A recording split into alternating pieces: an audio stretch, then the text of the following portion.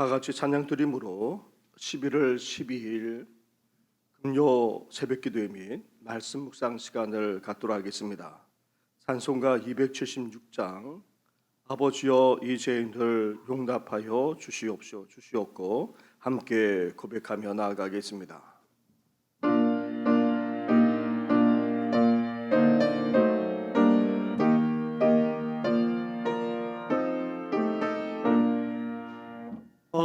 아버지여 이 죄인을 용납하여 주시고 예수님의 이름으로 구원하여 주소서. 아버지를 떠나선지 벌써 험한 길에 고난 몸이 이제 돌아옵니다. 전에 하던 헛된 일을 애통하게 여기고 겸손하게 엎드려서 용서하십니다.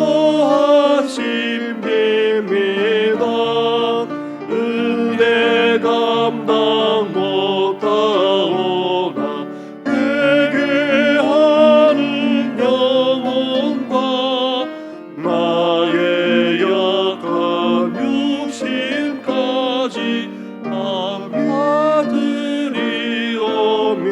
아드리옵니다. 나의 죄를 사하시려 주님 죽으셨으니 그 공로를 의지하여 주만 의지합니다. 아버지여 용납하사 나를 품어주시고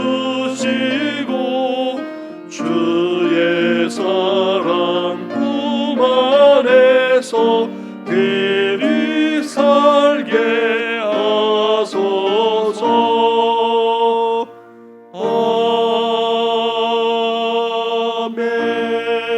아멘. 살아계셔서 오늘도 우리의 삶을 주관하시는 전능하신 하나님 아버지, 말할 수 없는 주님의 사랑과 은혜로 말미암아 구원받은 저희들이 아닙니까? 그 사랑, 그 은혜를 날마다 구하면서 살아가야 될 우리가 우리 육신의 연약함만 아니라 온갖 죄악 가운데 빠질 때가 적지 않았습니다. 오늘도 회개하는 심령으로 주님 앞에 나아가오니 먼저 주님의 보혈로 씻어주시고 온전히 회개하며 돌이키는 저희들 되게 하여 주시옵소서. 나아가 이제 하나님의 백성답게 온전히 주님과 동행하며 주님께 영광 올려드리는 우리들의 삶이 되게 하여 주시옵소서. 이 모든 것 예수님의 이름으로 기도드립니다. 아멘. 계속해서 묵상할 하나님의 말씀은 구약성경 사사기 6장의 말씀입니다. 6장 1절부터 10절까지의 말씀을 한 절씩 교독하도록 하겠습니다. 이스라엘 자손이 또 여호와의 목전에 악을 행하였으므로 여호와께서 7년 동안 그들을 미디안의 손에 넘겨주시니 미디안의 손이 이스라엘을 이긴지라. 이스라엘 자손이 미디안으로 말미암아 산에서 웅덩이와 굴과 산성을 자기들을 위하여 만들었으며 이스라엘이 파종한 때면 미디안과 아말렉과 동방 사람들이 치러 올라와서 진을 치고 가사에 이르도록 토지 소산을 멸하여 이스라엘 가운데에 먹을 것을 남겨두지 아니하며 양이나 소나 나귀도 남기지 아니하니 이는 그들이 그들의 짐승과 장막을 가지고 올라와 메뚜기 떼같이 많이 들어오니 그 사람과 낙타가 무수함이라. 그들이 그 땅에 들어와 멸하려 하니 이스라엘이 미디안으로 말미암아 궁핍함이 심한지라. 이에 이스라엘 자손이 여호와께 부르짖었더라. 이스라엘 자손이 미디안으로 말미암아 여호와께 부르짖었으므로 여호와께서 이스라엘 자손에게 한 선지자를 보내시니 그가 그들에게 이르되 여호와께서 이같이 말씀하시기를 이스라엘의 하나님 내가 너희를 애굽에서 인도하여 내며 너희를 그 종되었던 집에서 나오게 하여 애굽 사람의 손과 너희를 학대하는 모든 자의 손에서 너희를 건져내며 그들을 너희 앞에서 쫓아내고 그 땅을 너희에게 주었으며 내가 또 너희에게 이르기를 나는 너희의 하나님 여호와이라. 너희가 거주하는 아모리 사람의 땅의 신들을 두려워하지 말라 하였으나 너희가 내 목소리를 듣지 아니하였느니라 하셨다 하니라. 아멘. 사사 시대의 가장 유명한 사사를 언급한다면 삼손과 함께 오늘 본문의 기도원을 언급하지 않을 수 없습니다. 삼손이야 태어날 때부터 특별했고 또 가지고 있던 능력도 탁월했기에 당연히 주목받지 않을 수 없습니다. 반면 기도원은 어떠합니까?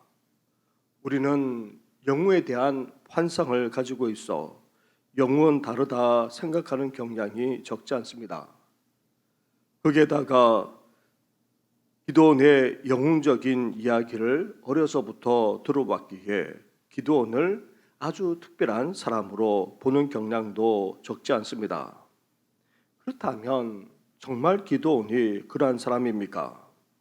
기도원에 대해 살펴보기에 앞서서 기도원이 사사로 세움받게 된 이유가 어디에 있는지, 그리고 본래 기도원은 어떤 사람인지 함께 살펴보도록 하겠습니다.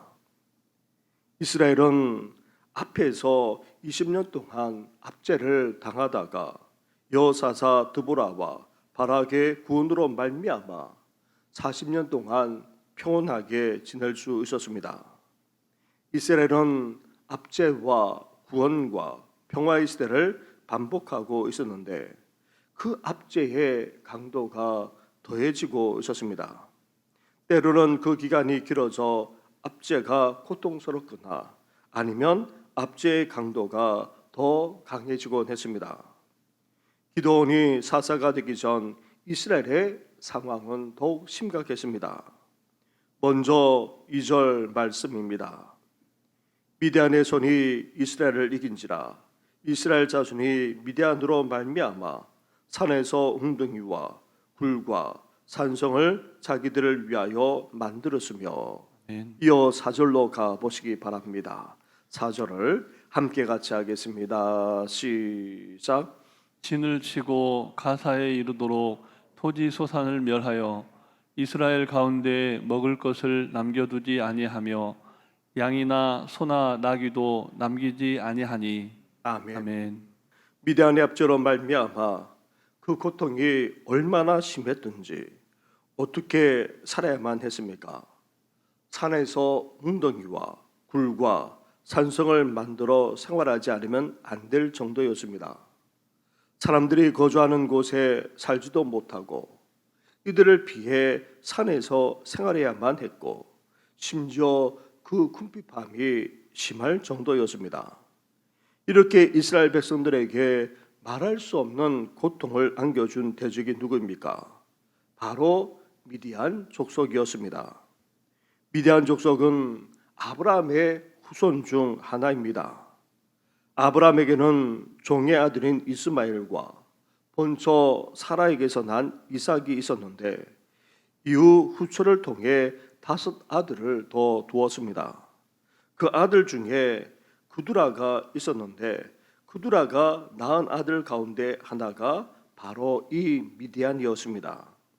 그러니까 미디안은 조상을 거슬러 올라가면 야곱의 사촌에 해당하는 그런 족속이라 할 수 있습니다.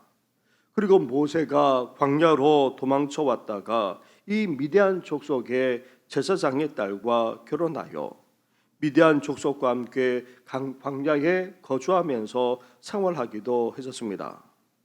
하지만 이 미디안 족속은 너무나도 척박한 광야에 주로 거주하면서 생활했는데 세월이 갈수록 어떻게 됩니까? 자손들은 본성에 나갈 수밖에 없습니다. 따라서 척박한 광야에서 먹고 사는 문제에 봉착할 수밖에 없었던 것입니다. 그래서 광야에서 생활하는 아말렉 족속과 함께 강력한 애굽으로 내려가지는 못하고 그래도 만만한 이스라엘 쪽, 이 가나안 쪽으로 와서 약탈하며 생활했던 것입니다. 마치 우리나라 고려시대나 조선시대 때에 왜구들이 쳐들어와 약탈해 갔던 것처럼 이들은 주기적으로 이스라엘로 쳐들어와서 약탈했는데 거의 초토화 시킬 정도였습니다. 이스라엘이 파종할 때에 미디안 족속이 아말렉 족속과 동방 족속과 연합하여 쳐들어왔습니다. 그리고 진을 치고는 가사에 이르기까지 이스라엘의 온 지역을 돌아다니면서 약탈을 했던 것입니다. 이스라엘에서 나는 모든 것을 다 빼앗아 갔을 뿐 아니라 이스라엘에 먹을 것이라고는 하나도 남지 않을 정도였습니다.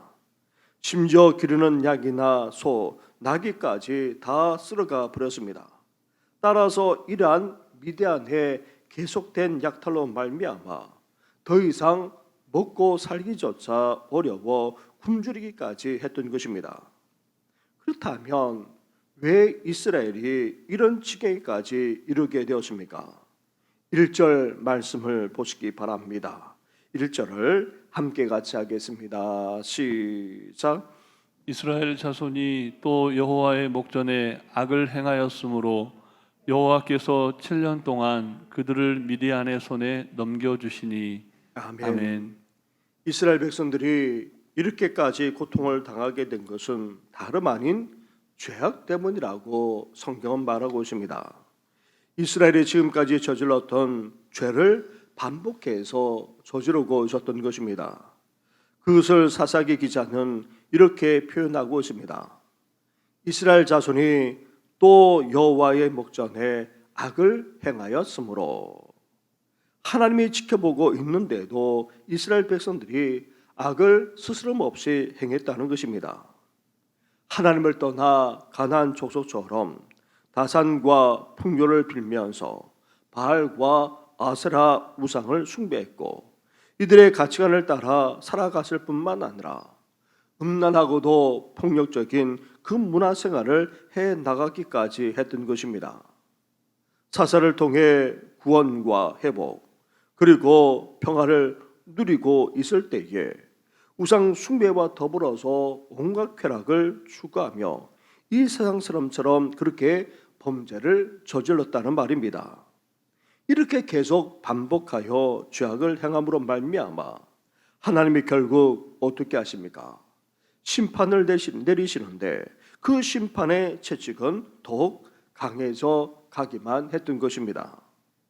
사랑하는 성도 여러분, 우리는 이스라엘의 이러한 모습을 반면교사로 삼아야 합니다. 왜냐하면 우리도 죄인이기 때문입니다. 죄인이기에 죄의 유혹에 넘어지기도 하고 또 반복해서 저지를 수 있습니다.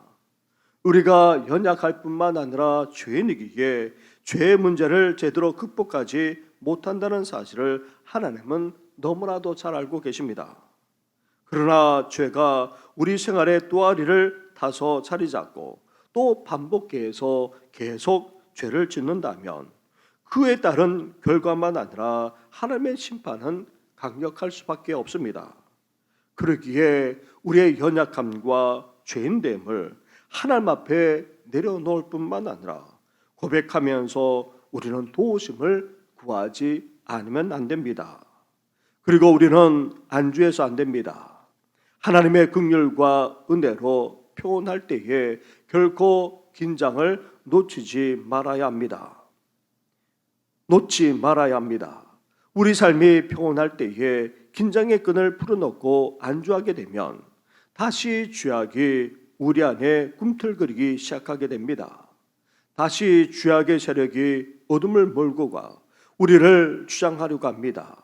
그러기에 우리 자신이 죄인됨을 잊지 말아야 하고 회개하는 삶을 살아갈 뿐만 아니라 계속해서 주님의 도우심만 아니라 다스림을 받으며 살아나가는 우리 성도들 되기를 주님의 이름으로 축원합니다. 아멘. 이렇게 말할 수 없는 고통으로 말미암아 이제 이스라엘은 어떻게 하고 있습니까? 하나님을 찾기 시작했습니다. 하나님께 부르짖기 시작했습니다. 자신들의 잘못을 회개하고 하나님의 구원을 바라면서 기도하기 시작했다는 말입니다. 이렇게 이스라엘이 하나님을 찾고 회개할 뿐만 아니라 구원을 열망하면서 간구하자 하나님이 어떻게 하셨습니까? 하나님이 선지자를 보내 말씀하셨는데 그 말씀의 내용은 다름 아닌 먼저 책망이었습니다. 9절과 10절 말씀을 한 절씩 교독하도록 하겠습니다.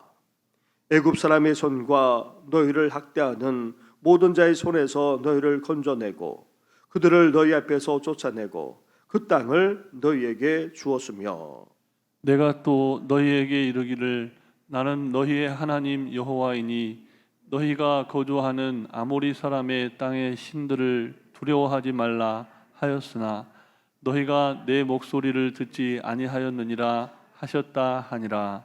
아멘. 하나님은 선지자를 통해 먼저 베푸르신 은혜를 다시 기억하게 하셨습니다. 애굽에서 종살이하면서 학대받고 있을 때 하나님께서 어떻게 하셨습니까? 구원해 주셨습니다.